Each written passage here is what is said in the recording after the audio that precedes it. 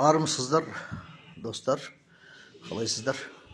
Мынау 11-дің шайын сәл ертерек ішуге тура келді.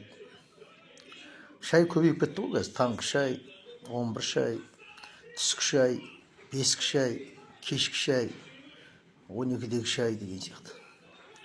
Бір шайдың әңгімесінен тағы бір әңгіме айтып қояйын.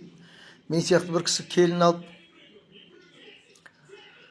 өз 60-қа келіп, келін алған кезде, анау келіншегің, өзің келіншегің қылтың-сылтың көбейіп, ана жерім үйтіп қаптыр, мына жерім бүйтіп қаптыр, өзің шай қойып іше салшы, өзің тамақты ысытып іше салшы. Барлығы дайын қазір, холодильникте дайын тамақ дегенің қазір сіресіп тұратын болды өзінің очередімен. Соны ысытып іше саласың өзің. Содан келін алыпты, әңгіменің ашығы. Келін алып, енді бір шайым дұрысталатын болды ғой, тамағым жаңағы свежий тамақтан кеп тұратын болды ғой алдыма деп ойлаған ғой енді, дұрыс қой енді. Содан бірінші күн жаңағы келін тұрмайды дейді, ұйықтап жатыр дейді. Мейлі енді анау миссиядан кейін шаршап жатқан шығар енді. Қой, қинамай-ақ қояйын, ары бері жүргізіп, өзіне өзі кеп алсын деп бірінші күні күтіпті. Екінші күн тағы да ұйықтап жатыр дейді.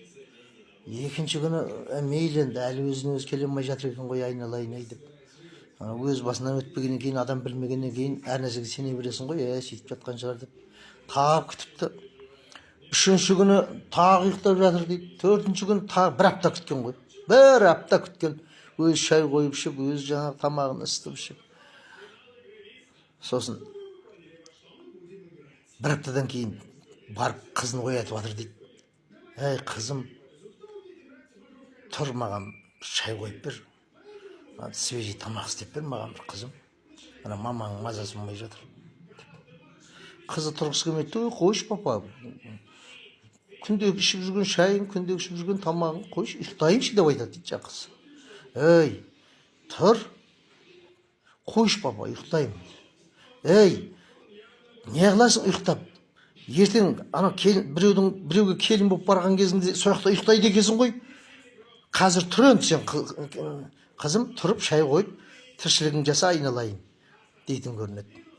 Сол сияқты мейлі келсін, ұйықтасын, демалсын. Ең бастысы баламыз бақытты болып, бала-шағамыз ырза болса, солар күліп ойнап, солар шаттанып жүрсе, сол бақыт деген сол емес пе? Бақыт деген сол емес пе? Тұрмадың, шай қоймадың деген дұрыс емес ол. Олардың да өзінің өмірі, өзінің тіршілігі, кімге шай қойып беріп, кімнің жағдайын жасап ек? Жасасаң да не болыпты?